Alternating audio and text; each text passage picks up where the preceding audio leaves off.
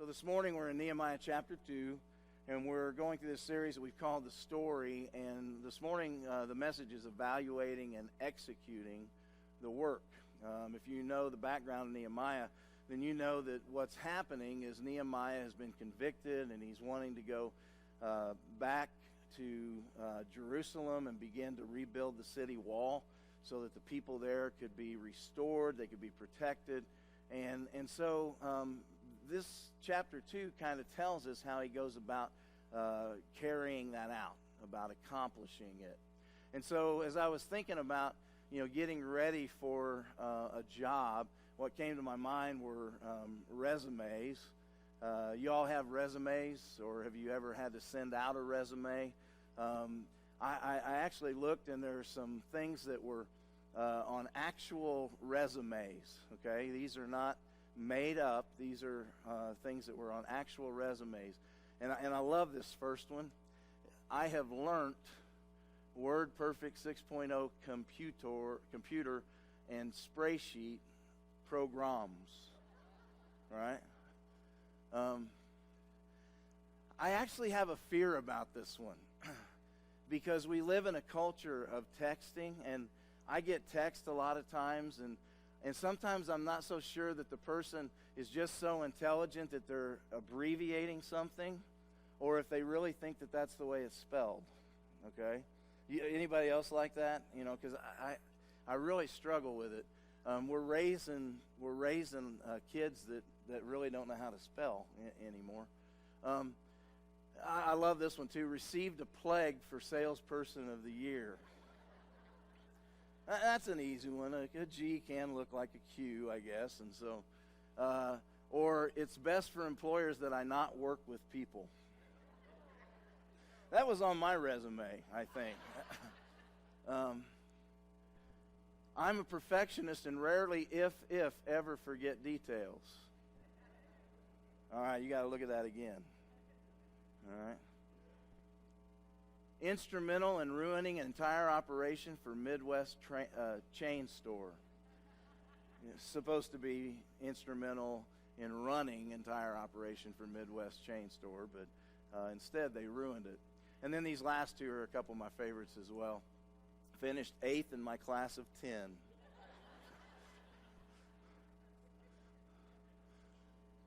References, none. I've left a path of destruction behind me. So those are some actual resumes. And so as I thought about it, I thought in a way to review last week's message, we could probably look at Nehemiah's resume. And so if you remember chapter 1 and then part of chapter 2 that we looked at, Nehemiah could say that he was one who was concerned with the problems that other people face. That's what happens. He hears a report from Jerusalem, from Judah, and he's concerned because of it. He's bothered by it. And of course that concern then leads into a strong conviction about God and about serving him, that God had placed on his heart that he's someone who could go back and do something about the problem, the issues that the folks in Jerusalem are facing. And in that conviction, he was stirred to a point of confession where God placed it on his heart that he needed to confess some things. If you remember from last week, what we talked about there was the fact that as he's confessing the sins of the forefathers, he took responsibility for himself. And he includes himself. He says, Lord, I have sinned. And one of the things that we talked about last week, in fact, there's all sorts of things. This week was not only a wonderful week for this body of believers here because of VBS, because of the camp out, because of other things that are going on in your lives and in our lives. But there are some really difficult decisions that were made this past week, and some decisions that will affect us for our future. One of them, of course, was the Supreme Court, with Obamacare, and then also with the Supreme Court making the ruling about same-sex marriage. And I don't know if you caught it, but they took the rainbow and they decked out the White House in the rainbow, and it just it just was such a really depressing I guess, moment in seeing that happen. And honestly, we could sit around, and we do sometimes. We sit around and we point the finger and we blame others, when in fact, if we're really looking at the fact that we're concerned with the condition of this nation, if we're having strong convictions about who God is, and the fact that in His Word there's some really straightforward and clear instructions, it'd be easy to sit around and say, hey, they did this. But we, like Nehemiah, have to take some responsibility as well, because we've allowed it to happen. We've allowed it to happen. And let me be clear on this, because this is another thing we need to realize, that as the church, in facing these sort of moral and ethical issues, spiritual issues, we can either choose to do more harm than good, or we can choose to do what God has called us to do, and that's to love. We are called to love people. But that doesn't mean that we can't stand on our convictions. That doesn't mean that we can't preach the truth. But we are a people who are called to love. And so, if it is Adam and Steve who are together, we're called to love them. Now, we're called to teach them, to set an example for them. But we are called to love them. And we are called to speak on God's behalf, to serve Him and to love Him. And so, honestly, if we're like Nehemiah, then a part of what we have to do is to stand up and say, hey, we messed this up too as the church. And so, let's commit together that we're going to be the church. And that means we're going to stand on the truth, but it also means that we're going to love. And it means that we're going to serve. And it means that we're going to do our very best to honor God in our relationship with Him and our behavior towards others. And so Nehemiah could say, I confess my sins and failures on a regular basis. He could say, I place my confidence in the promises of God. The thing is, and I think we forget this sometimes, and I'm not really trying to be, melodramatic with this at all, but we forget this sometimes. The Lord is returning one day, and this earth and this great country that we live in is going to be no more. And so we need to understand that we must be committed and place our confidence in the promises that God has made. And He's promised that He's coming back. He's promised that the work is done. And that what we have to do is just simply be faithful. We have to be faithful to Him. And then finally, Nehemiah could say, I'm committed to be involved as part of the solution. As I've already said, we can be a part of the bigger problem, or we can try to be a part of the solution that God has in mind. And by the way, the solution God has in mind, His name is Jesus. His name is Jesus, and we are to preach Him. We are to present Him as the way and the truth and the life. And there is no one that we come to the Father by except through Him. Not a president, not a preacher, none of those things. But we come to God, the Father, through Jesus. Amen? All right. So now this morning we're going to look at a two-part sermon, two parts today. Someone before service said to me, we're going to keep the coffee away from you so maybe you don't talk as long, okay? But it's a two-part sermon, all right? And in the first part, we're going to look at the tools that Nehemiah possesses. And in the second part, we're going to explore 5 strategies that he uses in rebuilding. And so there's about 11 headings, if you will, or phrases that you need to look at this morning. And so if you're taking notes, we're going to be trying to move along with it. But there in Nehemiah chapter 2, we begin with the tools that Nehemiah possesses. And the first tool is the tool of patience. If you remember from chapter 1, Nehemiah prays to God. And he prays that, first of all, he prays that the king will be attentive to his words. Well, he prays that God will be attentive to his words. But then he also says, hey, as I get an opportunity to talk to the king, would you help influence him, Lord? I mean, would you be at work? I've often told people that one of the ways that we communicate with others, believe it or not, one of the deepest ways we communicate with others is in praying for them. Now follow this, okay? Because when you pray for someone else, then God in turn, God is hearing from your heart. He's hearing from the depths of your spirit, and you're praying for someone else. And then God is going to turn around, and He is going to use the Holy Spirit to begin to penetrate that person's world, okay? That person's heart. And so it's one of the deepest things that you can do. I hear people all the time say, I don't know what to do about that relationship with my estranged family or whatever it might be. And folks, I want you to understand the best thing that you can do is pray for them. Because when you pray, then deep speaks unto deep. And it reverses that. If I'm praying for Jennifer, then God begins to speak to Jennifer, and once again, deep communicates unto deep. It's one of the most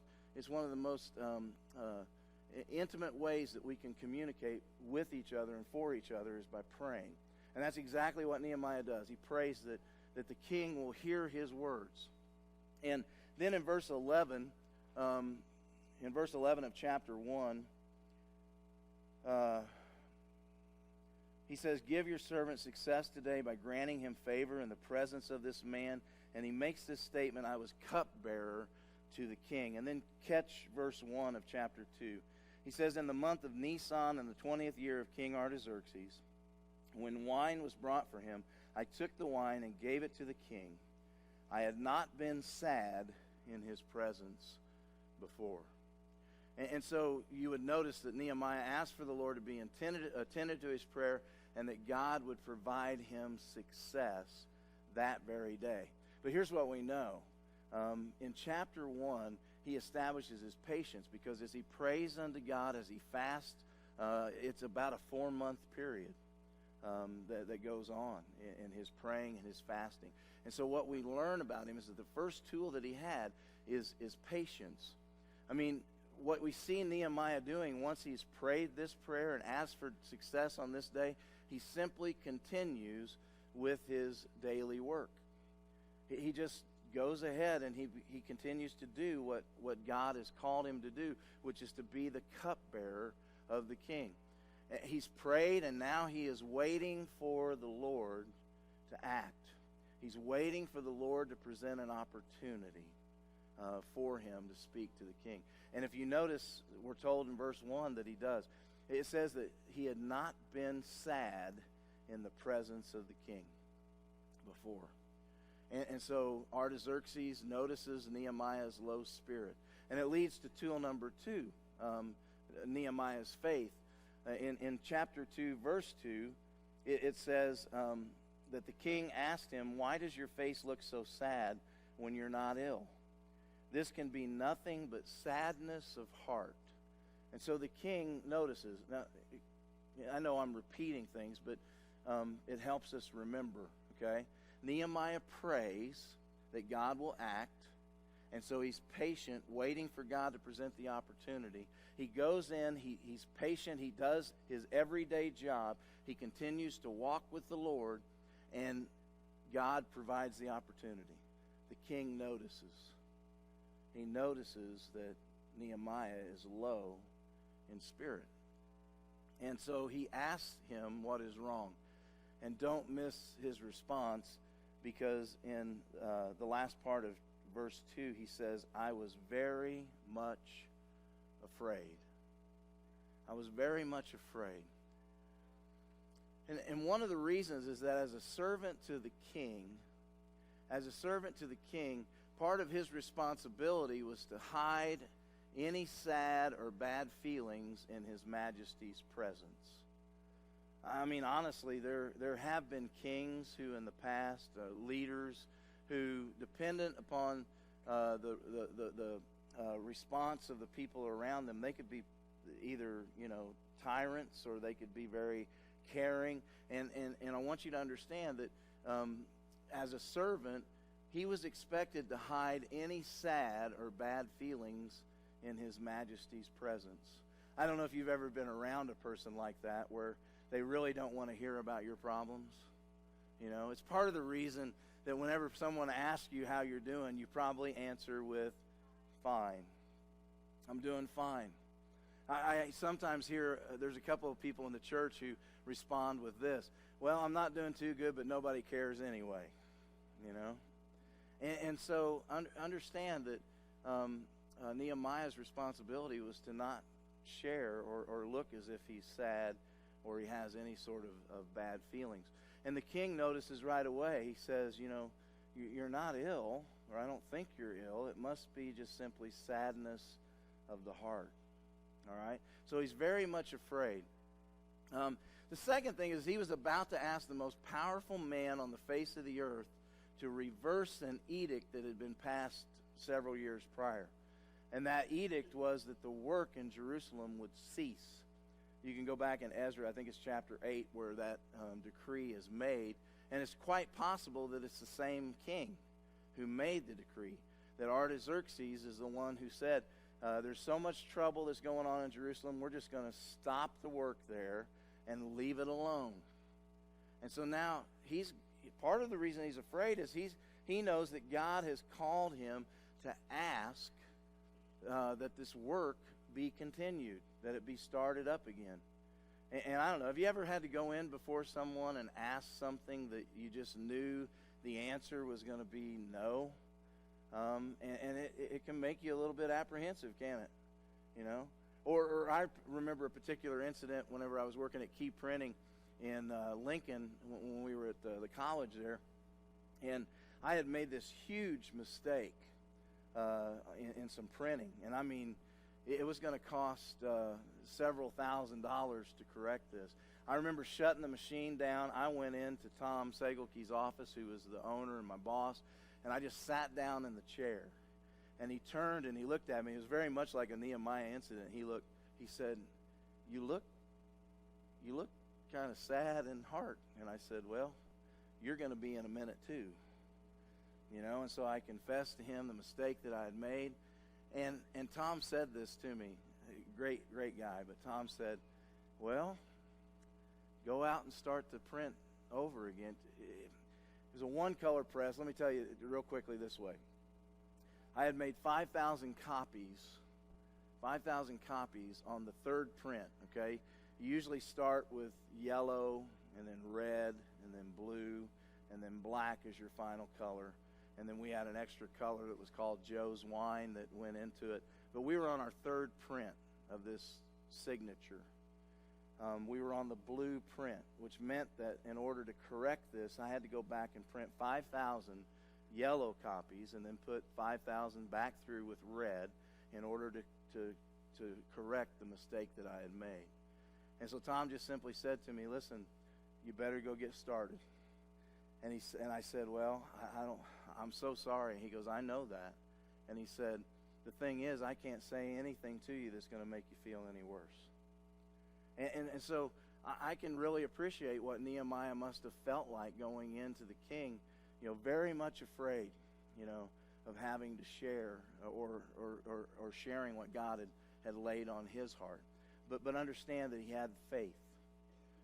You know, he exercises patience, and then finally secondly, he exercises faith.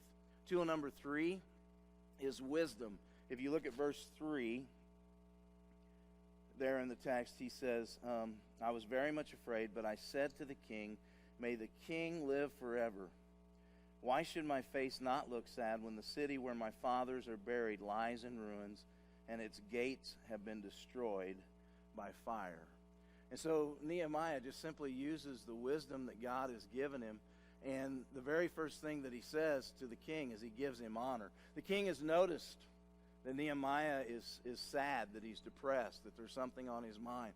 And so the king asks him, you know, what's going on?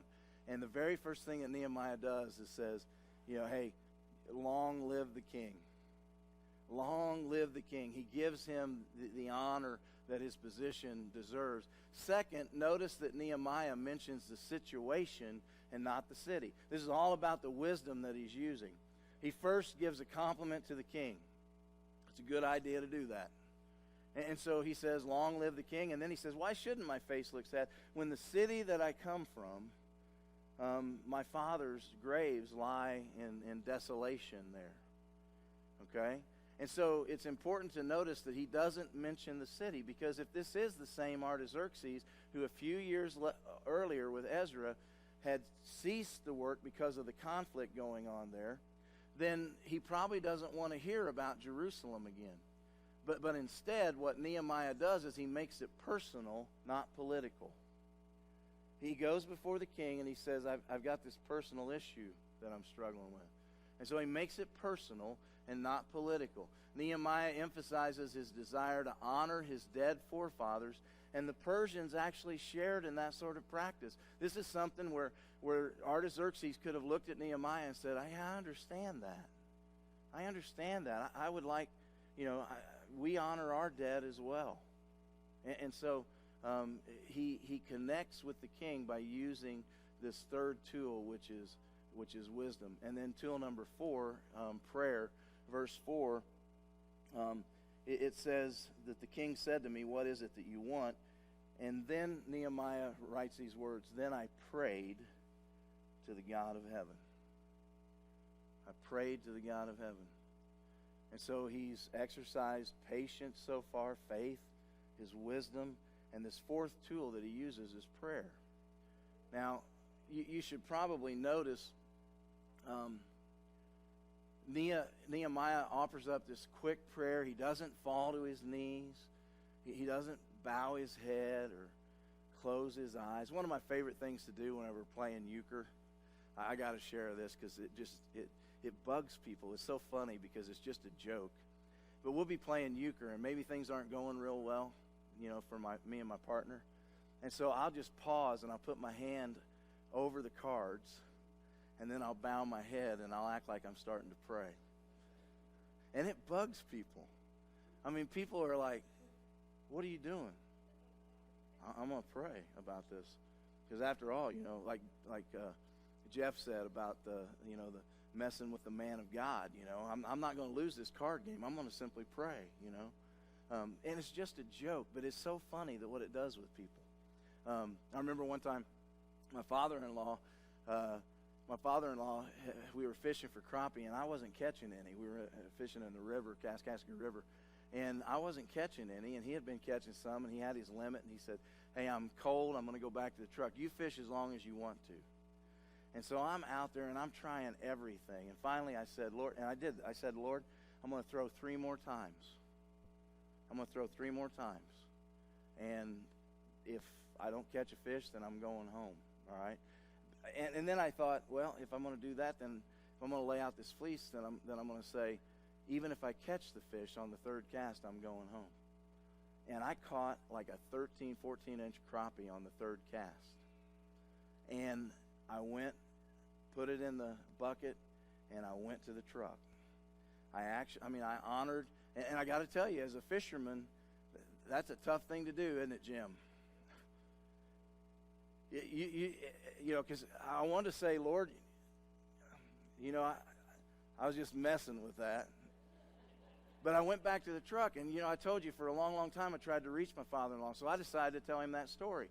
And so I told him, I said, on the 3rd cast, I caught that fish. And I said, then I came back to the truck, and all that Joe could say was, or he asked, you mean you pray for our fishing? And I said, no. I pray for my fishing, not yours. You do just fine, And so, but here's the point, all right? In this quick prayer, and I'm sure most of us have sent up these arrow prayers before. In these quick prayers, we don't have to close our eyes. We don't have to bow our head. We just have to communicate with him. I mean, Paul writes in 1 Thessalonians 5:17, pray continually. And to be honest with you, it's these kinds of quick prayers, these arrow prayers, if you want to call them, that enable us to pray continually. A couple other real quick illustrations with this. One is that when we used to drive back and forth from Salem to Lincoln on the weekends for about 3 years, I think we did that. I preached in Salem and was going to school in Lincoln. We were living in Lincoln, and we ate a lot of fast food. My body is a testimony to that. But I remember as we would get our food, I would pray for the food, and Emily would be in the back seat as a little girl, and she'd say, "Dad, you can keep your eyes open," because I was driving. And so, you don't necessarily have to bow your head. You just have to be reverent in heart. Know that the prayer that you're lifting up is going to change the circumstances ahead of you. And if you're praying, "Lord, help me," then believe He's going to help you, because He says that He will be with us and He will see us through. And so the other one is Joan Bunerkemper, who is a member of our church in Salem. She would always say that she gets up in the morning and she says, "Father in heaven," and at night when she laid down, she would say, "Amen." And so that's that kind of idea of being continually in prayer, continually in conversation, and continual conversation with the Father. And so Nehemiah prays. He offers up this quick prayer, and I can only imagine that what the prayer would be is something like, "Okay, Lord, just be with me. Be with me in what I'm about to share." And so then check out verses 5 through 8. Last part of verse 4, "I prayed to the God of heaven, and I answered the king. If it pleases the king, and if your servant has found favor in his sight, let him send me to the city in Judah where my fathers are buried, so that I can rebuild it." And then the king, with the queen sitting beside him, asked me, "How long will your journey take, and when will you get back?" It pleased the king to send me, and so I set a time. I also said to him, "If it pleases the king, may I have letters to the governors of Trans-Euphrates, so that they will provide me safe conduct until I arrive in Judah. And may I have a letter to Asaph, keeper of the king's forest, so he will give me timber to make beams for the gates of the citadel by the temple, and for the city wall, and for the residence I will occupy." All right? And so the next tool that he exercises is vision. Nehemiah begins to lay out his plan for the king. We kind of find a unique blend of a person, because in Nehemiah you have this person who's completely dependent upon God. From chapter 1, the very first part of chapter 1, what we see in Nehemiah is one who's interested in honoring God and doing what God has placed him on the earth to do. And so he is completely committed to God and what he wants, what he desires from him. It's affected every part of Nehemiah. And so we have a person who's dependent upon God, who prays to God, who asks for God's help. But at the same time, we have a man who is working out a plan for the problem before him.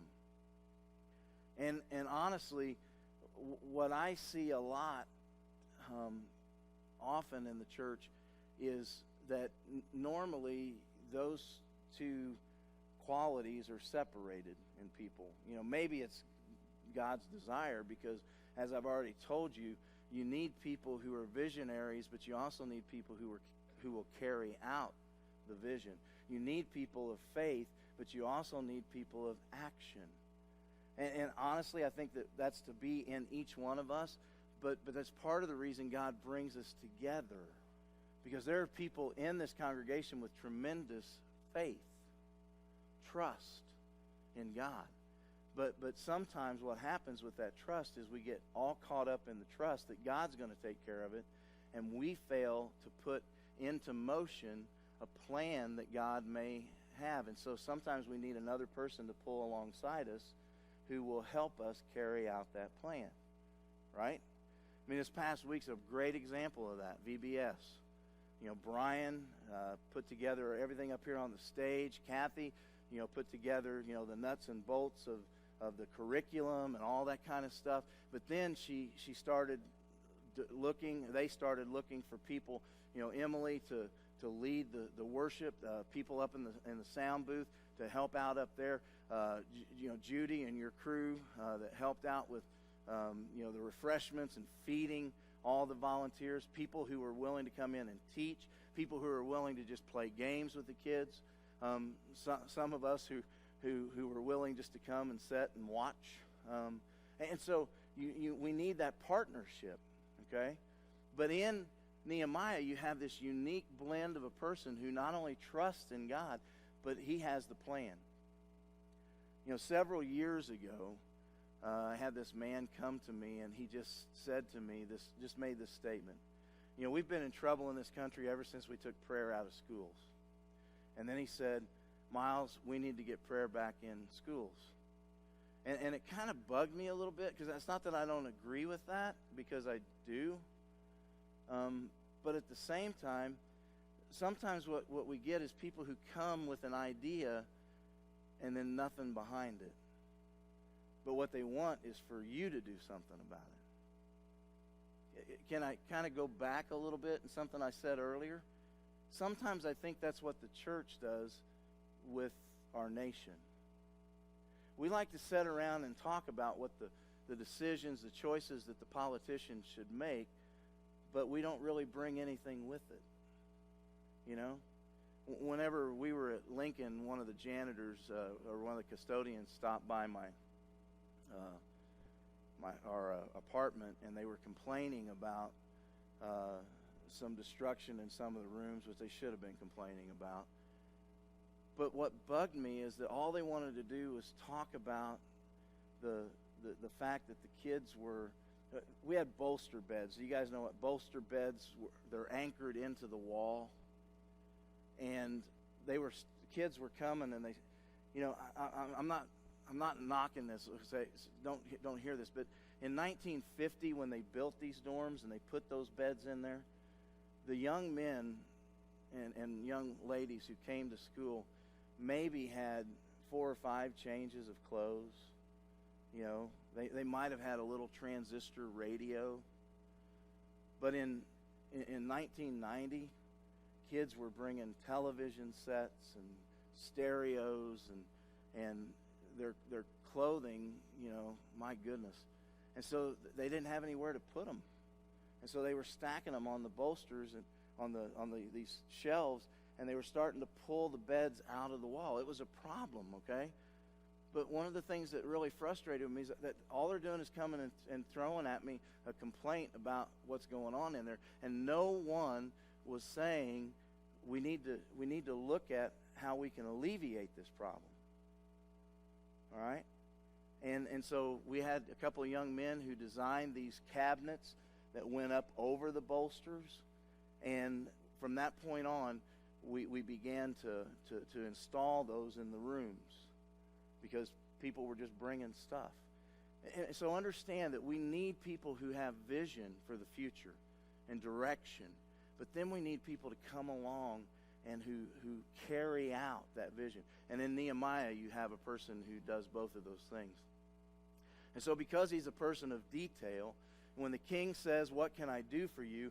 Nehemiah doesn't say, well, let me think about it for a while. He immediately goes into his plan. He says, "It pleased me that the king asked, how much time do I need? And so I set a time." He was decisive. And that's part of being a visionary. You know where you're going. And so because of those details, Nehemiah secures permission, protection, provision for the mission. He provides all of that. And if you look at those, he says, "Hey, I even know the guy who's in charge of your forest. His name is Asaph.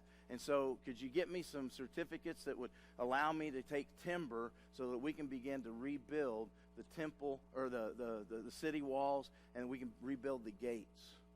So he has this vision and this plan. And then tool number 6, praise. I thought about the songs that we sang this morning. I thought about the kids being up here.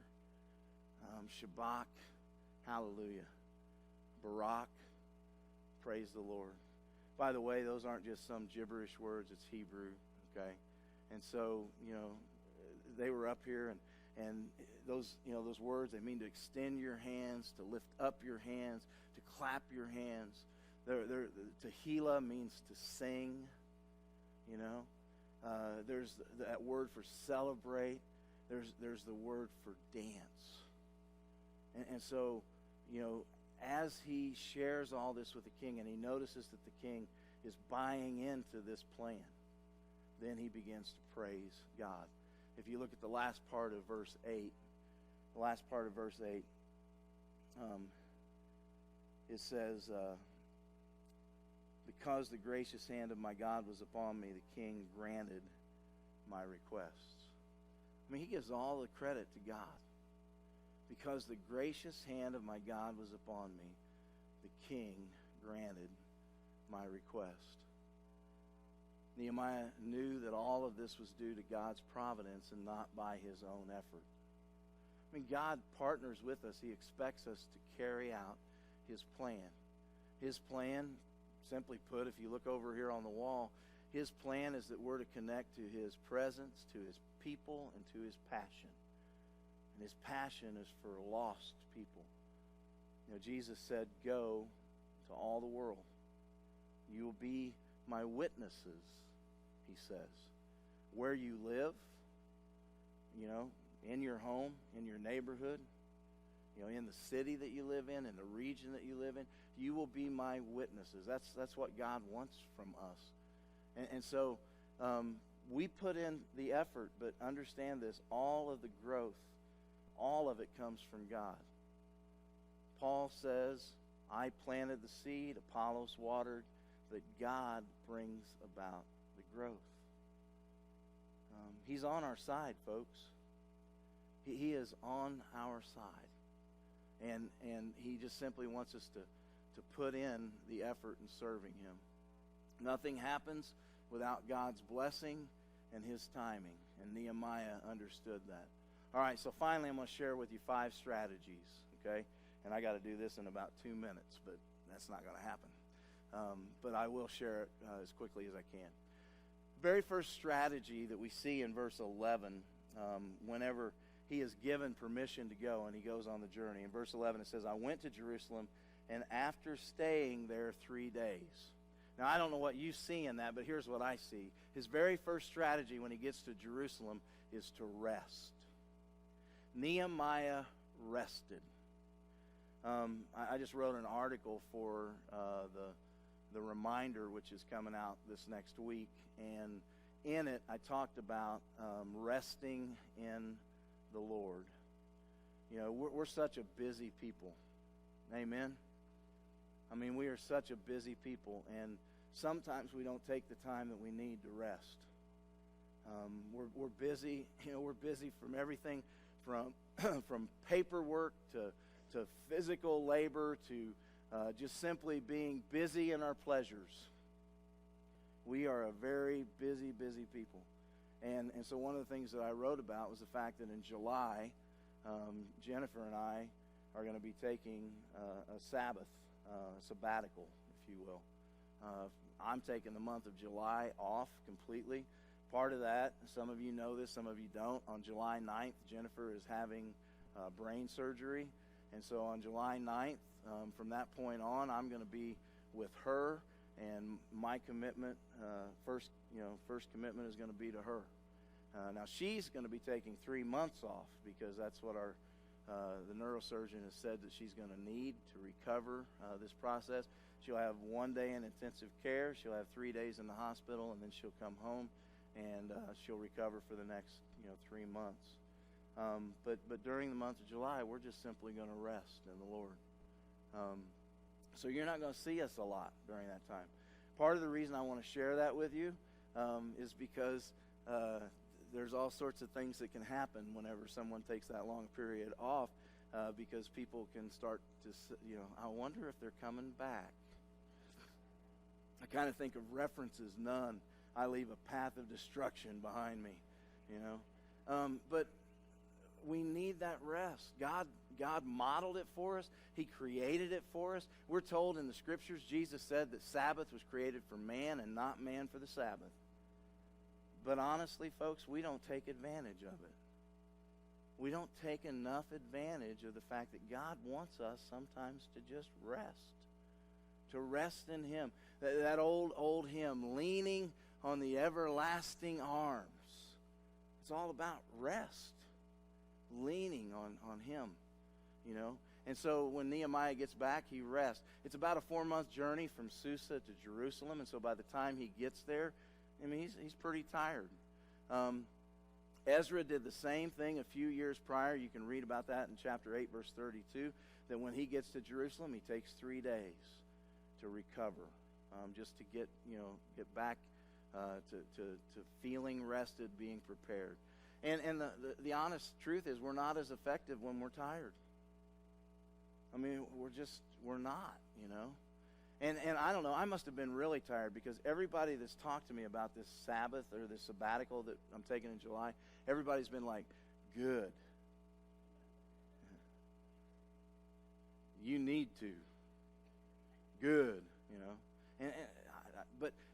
But we, we're just simply not as effective whenever we're worn out. And so he rests. Second strategy, he assesses the need. Verses 12 through 16 describe a moonlight ride that he takes. Nehemiah takes this moonlight ride, and it says in verse 12, I set out during the night with a few men. I had not told anyone what my God had put in my heart to do for Jerusalem. There were no mounts with me except the one I was riding on. By night I went out through the valley gate toward the jackal well and the dung gate, examining the walls of Jerusalem which had been broken down and its gates which had been destroyed by fire. Then I moved on toward the fountain gate and the king's pool, but there was not enough room for my mount to get through, so I went up the valley by night, examining the wall. Finally, I turned back and re-entered through the valley gate. The officials did not know where I had gone or what I was doing, because as yet I had said nothing to the Jews or the priests or the nobles or officials or any others who would be doing the work. All right? And so these are the things that he pretty much noticed as he's going around the city, looking at the gates, looking at the wall. He noticed that it was a demanding job. It was going to take a lot. I mean, this wall that ran around the city, it may not seem like much, but at that time, a walled city of about a mile wall in length, that's pretty good size. So the city wall was about a mile long or around. It was to be 3 or 4 feet thick and then 15 to 20 feet high. And so we're talking about a pretty demanding job that they're going to have to carry out. He also noticed that it would be a hazardous assignment. Now, that's because of the enemies. He already knew about what happened with Ezra. Ezra ran into problems with some enemies of God who complained. And so he knew that it was going to be a hazardous assignment as well. And he also realized that it was going to take a lot of cooperation. I mean, it was going to take coordination and cooperation. And he figures that out. I'm just going to go ahead and tell you. What he decided to do was he decided to say, if you live here, then you work on this section of the wall. And if you live over here, then you work on this section of the wall. Now, folks, honestly, sometimes I think believers become really, really overwhelmed because they start looking. I hear people all the time say, I really don't know what my purpose is. Okay, are you a mom? Then you be a believing mom. Or are you a husband, a dad? Then you be a leader of your family and you lead your family. It's really quite that simple. And Nehemiah realizes that. God has placed us together to work in the areas where he has called us. And so, you want to know what your purpose is? Wherever you work, wherever you play, that is your area of responsibility. The friends that you have, the family that you see, that is your sphere or circle of influence. You. Not the preacher. You. Us. I have my own circles of influence. You have your circles of influence. And so we need to understand that in order to grow the kingdom of God, in order to rebuild, in order to do anything, accomplish any task that God has placed before us, we must have an attitude of coordination and cooperation. And Nehemiah knows that. So he assesses the need. Third strategy, he recruits workers. We don't really know all of the process in this, because if you just simply pick up in verse 17 and it says, then I said to them. Well, who's them? The volunteers, the workers. They just kind of come from nowhere. Then I said to them, you see the trouble we're in. Jerusalem lies in ruins, and its gates have been burned with fire. Come, let us rebuild the wall of Jerusalem, and we will no longer be in disgrace. And so he recruits these workers. The passage shares that several people step up to volunteer. And Nehemiah, first of all, identifies with them. Notice he doesn't say, man, you guys have some issues here. That's not what he says. He begins in verse 17 by saying, you see the trouble we are in. You see the trouble that we're in. You know, if you really want to partner together with people, if you want to connect with people, then one of the things that you have to do is be able to identify with them. If any of you have ever been through personal evangelism where you share your faith with other people, the very first thing they teach you is to identify with the people. Oh, you like to fish? You like to fish, Mark? Sometime we need to get together and go fishing. Identify, you know? Or if you're in their home and you notice they've got bowling trophies. Now, if you're a decent bowler, then connect with them that way. If you're not a decent bowler, maybe not. I don't know. But we identify. We seek to make a connection with people, and Nehemiah does that. He notes that the trouble is not only physical, but he says that it's spiritual in nature as well. Catch that at the end. Let us rebuild the wall of Jerusalem, and we will no longer be in disgrace.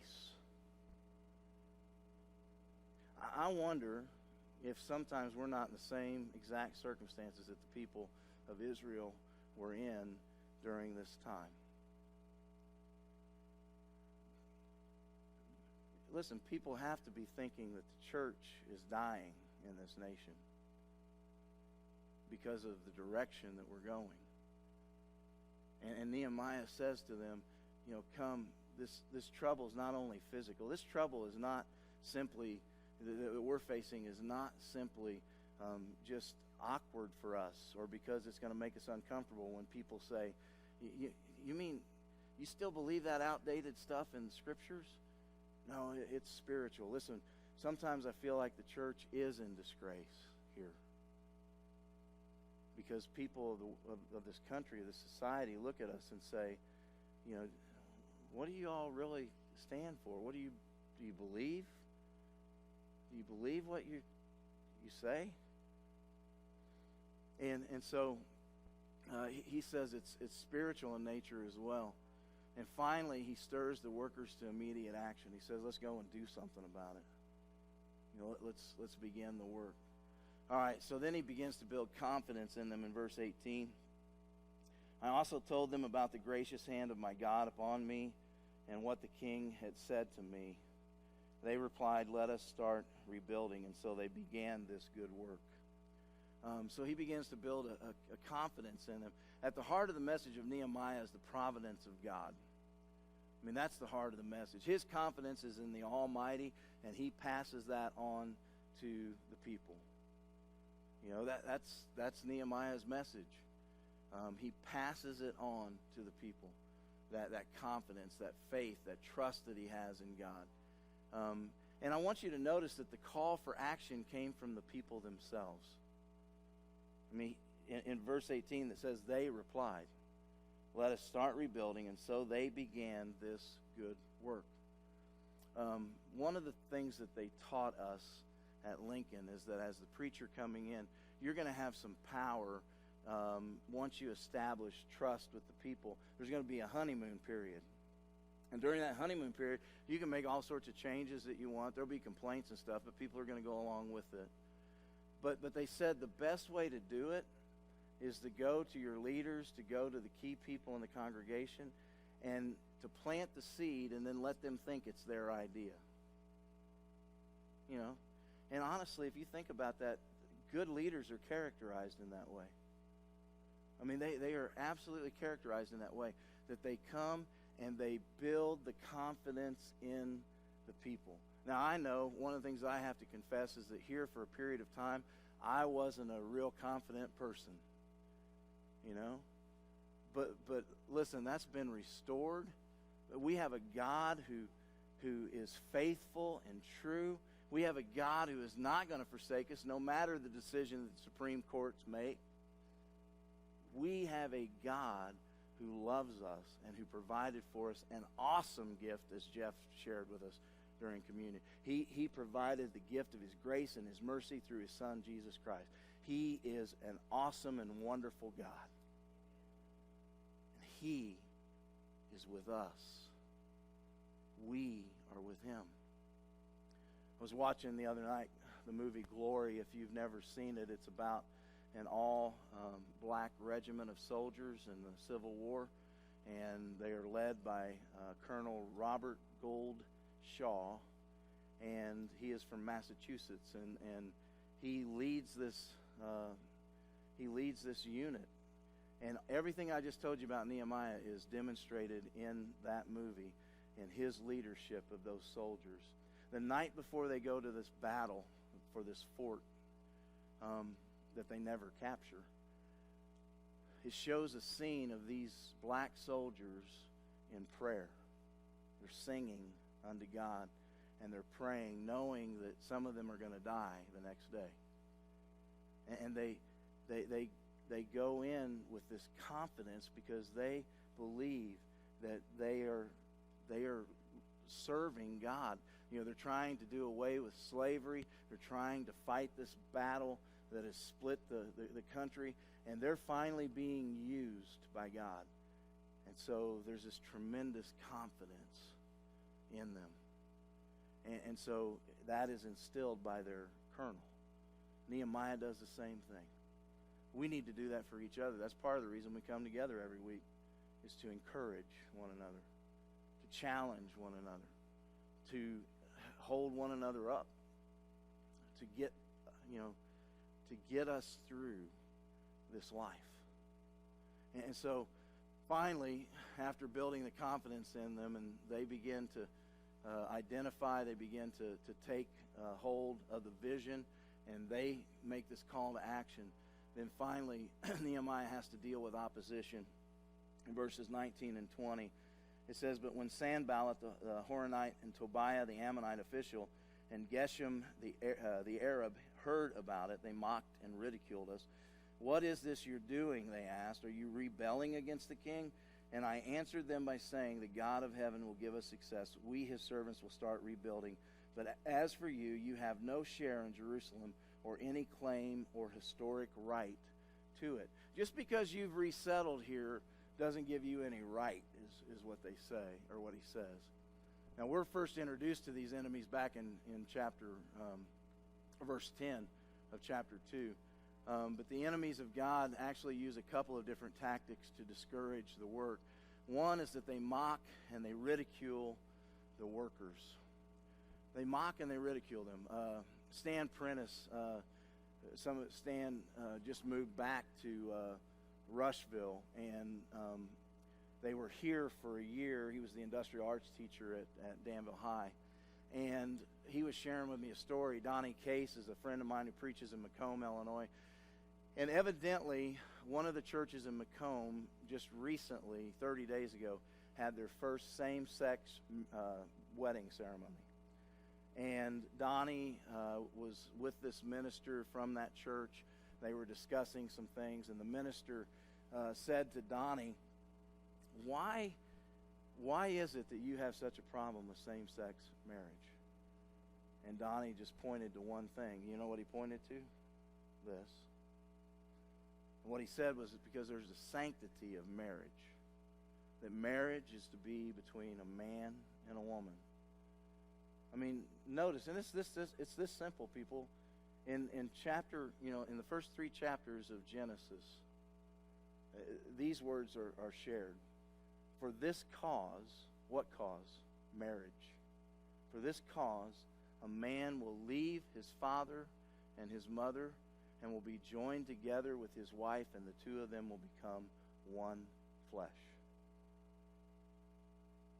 It doesn't say that a man will leave his father and his mother and be joined together with another man, or that a woman would leave her father and mother and be joined together to another woman.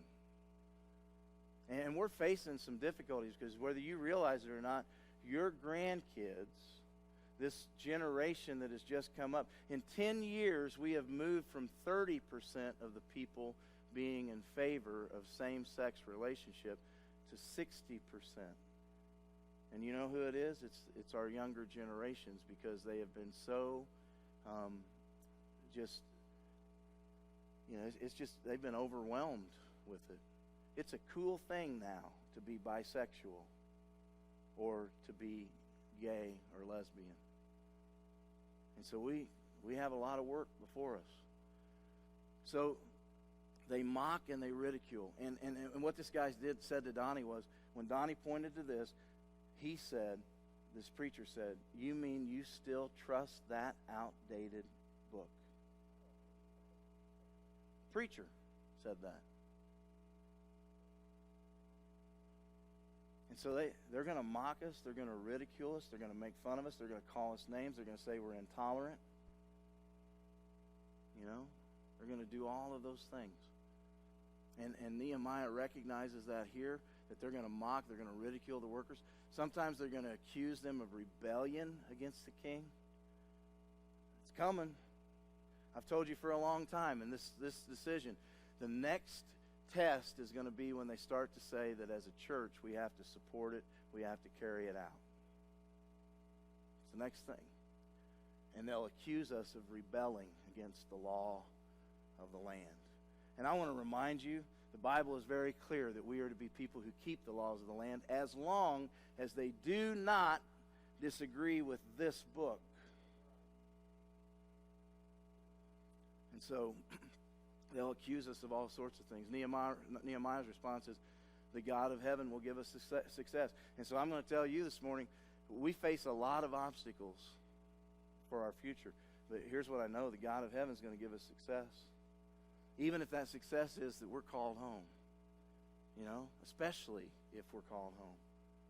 Our job is to get through this life.